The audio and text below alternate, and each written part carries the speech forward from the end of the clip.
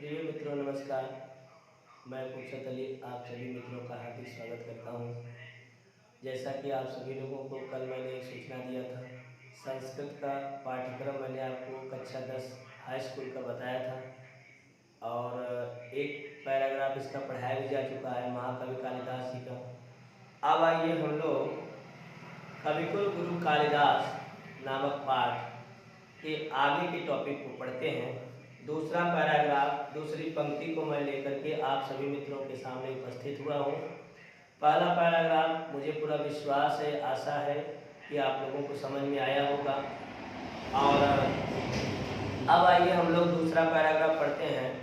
देखिए लिखा है, वाग देवता भरणभूतस्य प्रथित यश कालिदासस्य जन्म कस्मिन् प्रदेशे काले कुले च अभवत् किंचासीत् तज्जन्मवृत्तम् इति सर्व अधुनापि विवादकोटिं नाधिक्रामत्। इतरकवयः इव कालिदासः आत्मज्ञापने स्वकृतिषु प्रायः धृतमौन एव अस्ति। अन्येऽपि कवयः तत्संकीर्तनमात्रादेव स्वकीयां स्वीयां वाचं धन्यां मत्वा मौनं स्वलम्बवन्ते।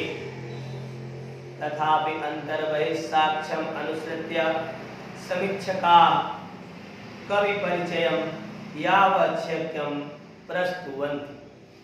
आइए देखते हैं, लिखा है महाकवि कालिदास जी के बारे में। पहली पंक्ति आप लोगों ने पढ़ा था जिसमें बताया गया था कि महाकवि कालिदास संस्कृत कवियों में सर्वश्रेष्ठ कवि हैं, मुकुटमणि के समान स्थित हैं। न केवल भारत देश अपितु संपूर्ण संसार के उत्कृष्ट कवियों में से वे एक हैं। उनके द्वारा रचित कृति कौमुदी देश देशांतर तक अर्थात देश विदेश तक हर जगह फैली हुई है। भारत देश में जन्म लेकर के स्वकवि कर्मणा अपने कवि कर्म के द्वारा सरस्वती देवी को आभूषण स्वरूप समझे हुए या सरस्वती देवी के आभूषण के समान प्रसिद्ध कालिदास जी न केवल भारतीय अपितु विश्व के जितने भी कवि हैं सब कवियों के द्वारा समादृत किए जाते हैं। अब इसके बाद देखिए लिखा है कि वाग देवता भरणभूतस्य। वाग देवता मतलब वाणी की देवी अर्थात सरस्वती देवी के आभरणभूतस्य। आभरण मतलब आभूषण, गहना। सरस्वती देवी के आभूषण के समान प्रथित यश प्रसिद्ध यश वाले कवि कालिदास जी का जन्म कस्मिन् प्रदेशे किस प्रदेश में, काले किस समय में, कुले तथा किस कुल में अभवत हुआ था। एक बार फिर से देखिएगा, लिखा है वाग देवता भरणभूतस्य। वाग देवता मतलब वाणी की देवी अर्थात सरस्वती देवी के अलंकार के स्वरूप या सरस्वती देवी के आभूषण के समान प्रथित यश प्रसिद्ध यश वाले अर्थात कालिदासस्य कालिदास जी का जन्म कस्मिन् प्रदेशे किस प्रदेश में, काले किस काल में या किस समय में, च और कुले किस कुल में अर्थात किस वंश या किस खानदान में अभवत हुआ था। किंचासीत् तज्जन्मवृत्तम् तत्जन्मवृत्तम् तथा उनके जन्म लेने का किंचासीत् क्या कारण था, क्या अभिमत था, क्या हेतु था। इति सर्वम अधुना अपि यह सब आज भी विवाद कोटिम विवाद की कोटि में अर्थात झगड़े की जड़ में नातिक्रामत पड़ा हुआ है। फिर से लाइन देखिएगा, लिखा है कि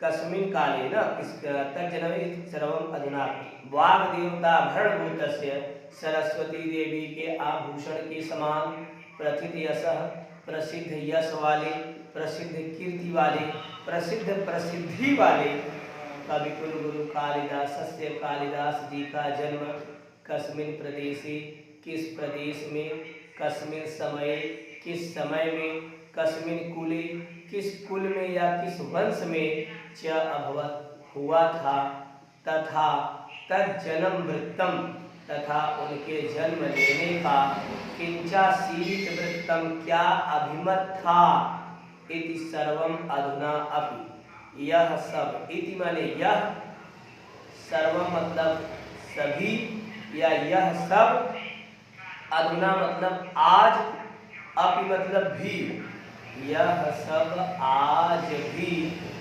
विवाद कोटि, विवाद की कोटि में अर्थात झगड़े की जड़ में पड़ा हुआ है।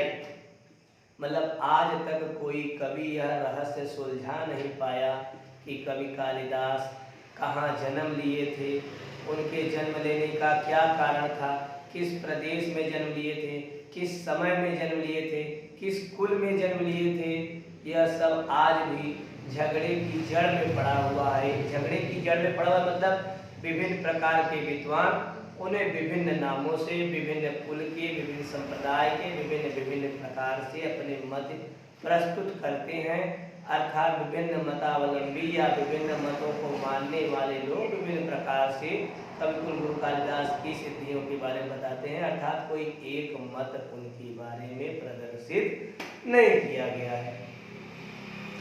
तो आगे देखिए लिखा है इतर कवया, इतने पर, आगे देखिए लिखा है कि इतर कवया, इतर माने अन्य, कवया मतलब कवियों की तरह, अन्य कवियों की तरह या अन्य कवियों की भांति, इव मतलब होता है भांति या की तरह या के समान, अन्य कवि, इतने पर अन्य कवियों के भांति कालिदास, कालिदास भी आत्मज्ञापनी, अपनी रचनाओं में, ध्यान दीजिएगा, अपने बारे में, इतने पर भी कालिदास अन्य कवियों की भांति कालिदास भी, इतने पर अन्य कवियों की भांति कालिदास भी, इतने पर अन्य कवियों की भांति कालिदास भी आत्मज्ञापनी, अपने बारे में, स्वकृतिषु, अपनी रचनाओं में, अपनी रचनाओं में प्रायः अपने बारे में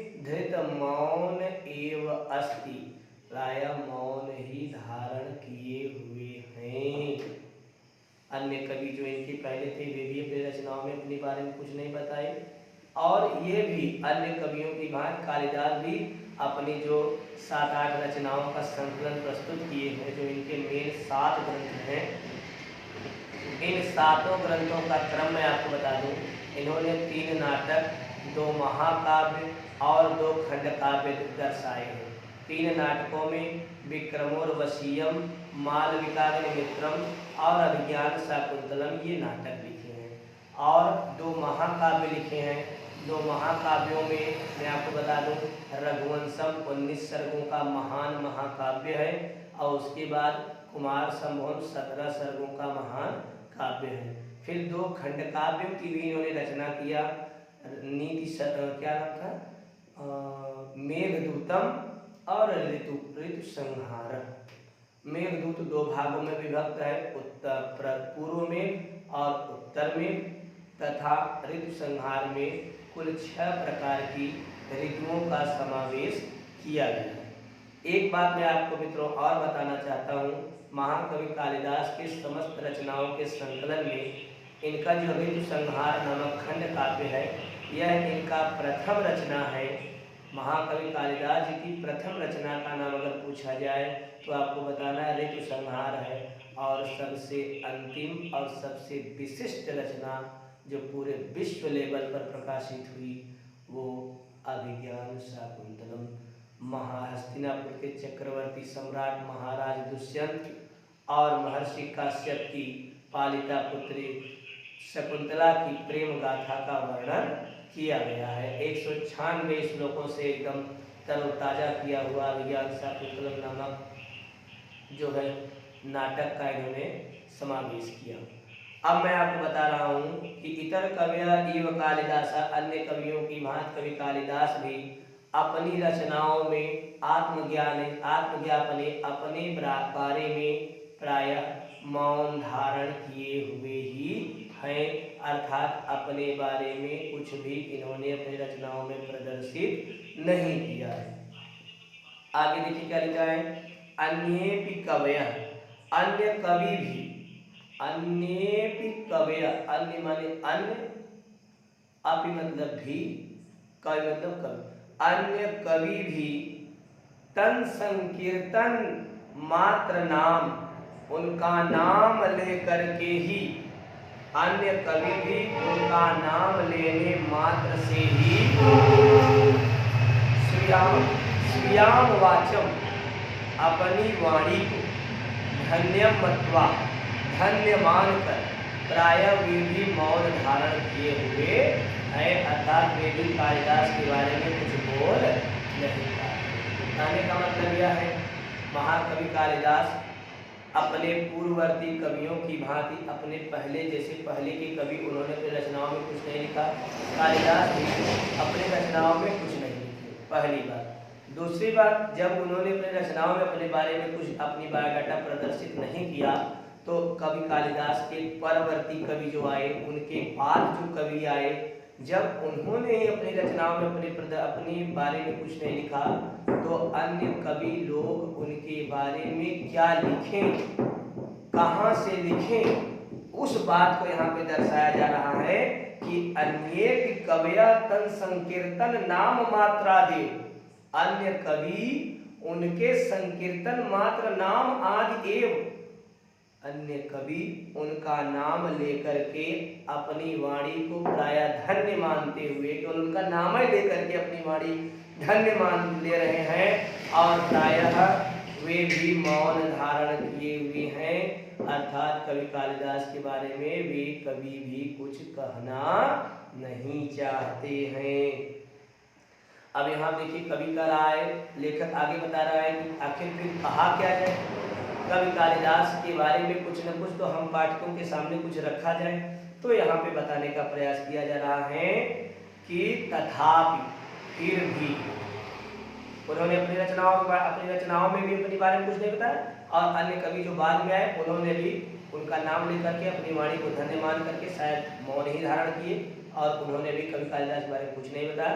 अब अंतिम लाइन में देखिए क्या लिखा है इस पैराग्राफ के, कहा जा रहा है तथापि फिर भी अंतर बहिर साक्षम अनुसृत्य, अनुसृत्य माने के अनुसार, अंतर मतलब आंतरिक, बहिर मतलब बाहरी, इतने पर भी फिर भी आंतरिक एवं बाहरी अनुसृत्य, अनुभूतियों के आधार पर, साक्ष्यों के आधार पर, सबूतों के आधार पर, थोड़ा बहुत जो सबूत समीक्षक वर्ग के लोग पाए हैं उसके बारे में बताया जा रहा है कि फिर भी अंतर और बहि, आंतरिक और बहि माने बाहरी साक्ष्यों के आधार पर, सबूतों के आधार पर उनका अनुसरण करके समीक्षक वर्ग के लोग, आलोचनात्मक वर्ग के लोग, जो खोज करने वाले लोग हैं, पढ़ लिख करके विद्वान बन करके जो उस पर लिखते हैं, खोज करते हैं, ऐसे समीक्षक वर्ग के लोग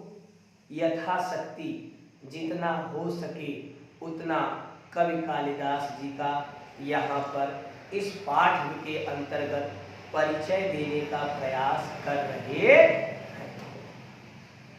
लिखा है ना कि यावत शक्यम प्रस्तुवंती, माने यहाँ पर कवि का यावत शक्य माने जितना हो सके उतना कवि का परिचय कर रहे हैं, कवि का परिचय प्रस्तुत कर रहे हैं हम जैसे पाठकों के समक्ष।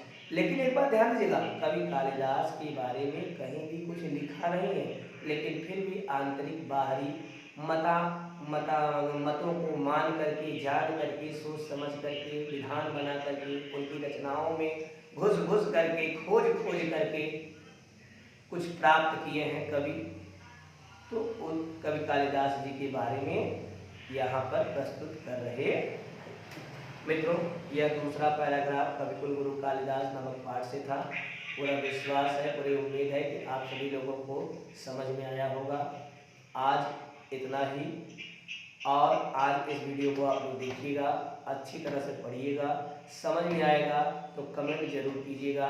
कमेंट आपके करने से हमारा थोड़ा सा उत्साह बनता है कि आप लोगों को कुछ पढ़ाने में हम कुछ मदद कर रहे हैं, आपकी सहायता कर रहे हैं। समयाभाव है, फिर भी 10-15 मिनट का समय निकाल करके आप लोगों के समक्ष एक पैराग्राफ रखने का प्रयास कर रहा हूँ, इसलिए आप लोग ध्यानपूर्वक इसे पढ़िएगा। तत्पश्चात कल मैं आप लोगों के समक्ष एक नए वीडियो के साथ तीसरे पैराग्राफ कविकुल गुरु कालिदास नामक पाठ को लेकर के प्रस्तुत होगा। तब तक आप सभी मित्रों को शुभ रात्रि।